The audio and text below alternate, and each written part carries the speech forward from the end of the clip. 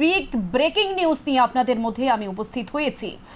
এবার একেবারে আমতলির পরে আটক আমবাসায় একেবারে ৫ জন মায়ানমারের বাসিন্দা আবারও আটক। আমরা জানি ৩রা জুনের একেবারে শুরুতে ৩রা জুনে ১১ জন বাংলাদেশিকে আমতলির যে বিশ্বাসপাড়া থেকে আটক করা হয়েছে সে বিষয়ে পুলিশ এখনো গোপনীয়তা বজায় রেখেছে।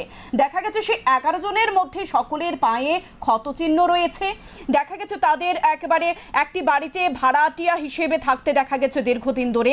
স্থানীয়রা বলেছে তারা ভাড়াটিয়া হিসাবে রয়েছে এবং চিকিৎসার জন্য বিভিন্ন চিকিৎসা কেন্দ্রে যাচ্ছে, এমনই খবর আমরা পেয়েছি। এরই ১ সপ্তাহ কাটতে না কাটতে আবারও একই ঘটনা। আমবাসার লালছড়িতে ৫ জন মায়ানমারের বাসিন্দা আটক হয়েছে। এর মধ্যে ৩ জনের কাছে পাসপোর্ট পাওয়া গেছে। ৩ জনের কাছে পাসপোর্ট পাওয়া গেছে, এর মধ্যে ২ জনের কাছে পাসপোর্ট পাওয়া যায়নি। একজন রয়েছে শিশু। কি কারণে তাদের এই আগমন? তারাও ঠিক একই কায়দায় আমতলির যে ঘটনা সেটার কায়দায় ওরাও যে আমবাসায় যে লালছড়িতে ওরা ভাড়াটিয়া হিসেবে থাকছেন। সে ভাড়াটিয়া যে মালিকের নাম বীণা দেববর্মা, সে বাড়িতে তারা কিছুদিন যাবৎ বসবাস করছেন এবং কি কারণে ওরা বসবাস করছে সে বিষয়ে এখন সন্দেহের দানা বাঁধছে জনমনে। কি কারণে ভারতে প্রবেশ এবং কি কারণে ভাড়াটিয়া হিসেবে ভারতের ভূখণ্ডে অর্থাৎ ত্রিপুরার মাটিতে বসবাস একেবারে ঝাঁক বেঁধে, এ বিষয়ে মানুষ এখন আতঙ্কিত, জানতে চাইছে। এই যে দফায় দফায় বিভিন্ন স্থানে বহিরাগতদের আগমন এবং তাদের বসবাস, এ নিয়ে কিন্তু মানুষ এখন ভীত সন্ত্রস্ত। এ বিষয়ে আমরা এখন কথা বলবো। আমাদের সাথে ফোন আলাপে রয়েছেন যে আমাদের প্রতিনিধি পরেশ্বর বিশ্বাস। হ্যাঁ, আচ্ছা, আমরা জানি আমবাসায় যে অবৈধ মায়ানমারের ৫ জন নাগরিক আটক হয়েছে, কি মনে হয় কি কারণ হতে পারে এর পিছনে? দেখো ওরা ১ সপ্তাহ যাবত আমবাসায় রয়েছে, ঠিক আছে। আচ্ছা, ওরা মিজোরাম বর্ডার দিয়ে ত্রিপুরা এসেছে। তো আমবাসা এলাকার এই লালছড়ি এলাকায় একটা বাড়িতে ভাড়া থাকতো ওরা।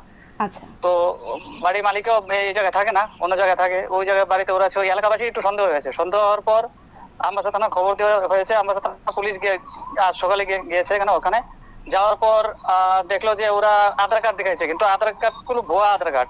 আচ্ছা, ঠিক আছে। তো তারা কিছুই বলতে পারেনি। তার জন্য জিজ্ঞাসাবাদের জন্য প্রাথমিকভাবে জিজ্ঞাসাবাদের জন্য ওদেরকে আমবাসা থানায় নিয়ে আসা হয়। দীর্ঘক্ষণ জিজ্ঞাসাবাদের পর ওরা 3টে পাসপোর্ট দেখিয়েছে মায়ানমারের। আচ্ছা, 3টা পাসপোর্ট। ওরা হচ্ছে ৫ জন, এর মধ্যে 3টা পাসপোর্ট দেখিয়েছে, 2 জনের পাসপোর্ট নেই। আর 5 জনের মধ্যে কেউ ভিসা করেনি। তারা ভিসা না করে এখানে চলে এসেছে। 1 সপ্তাহ ধরে আমবাসায় থাকছে ওরা। ওরা কথাবার্তায় কিছু অসংলগ্নতা দেখা গেছে না। পুলিশের সন্দেহ হচ্ছে, পুলিশ এটা নিয়ে মামলা নেওয়ার জন্য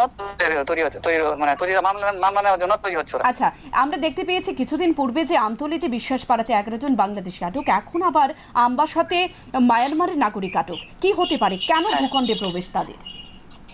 ওরা তো কিছু বলছে না। ওরা বলছে যে আমরা বন্ধুর সঙ্গে দেখা করতে আসছি। যে থানায় এসে বলছে যে বন্ধুর সাথে দেখা করতে এসেছি। সে বন্ধু কোথায় থাকে? বন্ধু থাকে হায়দ্রাবাদে। আর যখন ওরা যে জায়গা থেকে ওদেরকে আটক করা হয়েছে তখন বলেছিল যে ওরা চিকিৎসার জন্য এসেছে ত্রিপুরায়। আচ্ছা, সে যে বন্ধুর কথা উল্লেখ করা হচ্ছে, সে বন্ধুর কোনো নাম বা কোনো পরিচয় পাওয়া গেছে কি? ওরা যা বলছে এখনো পরিষ্কার করে কিছু বলছে না। বলছে হায়দ্রাবাদ হয়েছে, ও আসছে, থানায় আসছে, কিন্তু কখন আসবে কি আসবে কিছু বলছে না পরিষ্কার। আর সবচেয়ে বড় বিষয় হলো ওরা হিন্দিও বোঝে না, বাংলা বোঝে না, একমাত্র ইংরেজি বোঝে। ইংরেজিতে কথা বলে, ইংরেজিতে কথা বুঝে, বাকি আদার ল্যাঙ্গুয়েজ তারা কিছু। তাহলে ওরা এডুকেটেড বলা চলে, তাই তো? হ্যাঁ, এডুকেটেড বলা চলে, যেহেতু ইংরেজি ভাষায় ওদের রপ্ত, তাহলে এডুকেটেড বলা চলে। হ্যাঁ, এডুকেটেড। ওরা সবার কাছে আইফোন রয়েছে, অ্যাপল আইফোন রয়েছে প্রত্যেকের হাতে।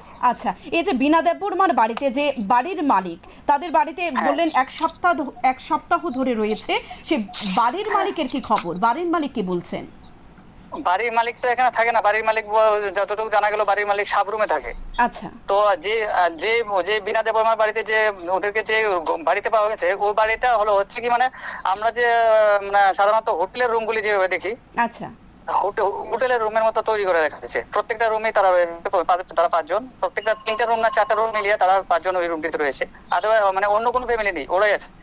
ওদের চালচলন দেখি আর সারাক্ষণ গেট বন্ধ থাকে ওদের। ওই দেখে স্থানীয়দের সন্দেহ হয়েছে। ওরা পুলিশকে খবর দিয়েছে। তো এখন এখান থেকে আপনার ত্রিপুরা পুলিশের গোয়েন্দা বিভাগ এবং কেন্দ্রীয় গোয়েন্দা বিভাগ যারা আছে ওরা জিজ্ঞাসাবাদ করছে ওদেরকে।